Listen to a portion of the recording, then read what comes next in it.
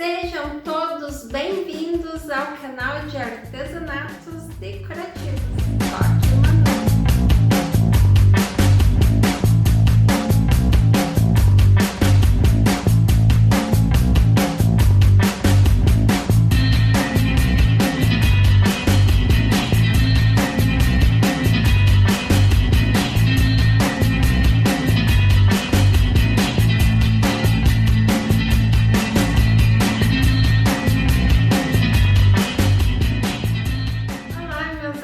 Espero que todos estejam muito bem. Para quem ainda não me conhece, eu sou a Manu e é com muita alegria que recebo todos vocês. No vídeo de hoje vou ensinar o passo a passo de como que eu fiz esses vasos decorativos, imitando vasos de madeira, e espero que vocês gostem. Vocês irão notar que no vaso eu deixei algumas imperfeições. Isso foi proposital. Eu quis deixar assim para ficar parecido a madeira, mas isso daí é opção. Se não gostar, é só lixar bem e deixar alinhado. Agora eu quero fazer um convite. Se você ainda não é inscrito, se inscreva e ative o sininho, porque assim toda vez que eu postar vídeo novo, você estará recebendo uma notificação. Agora, sem mais, bora para o vídeo!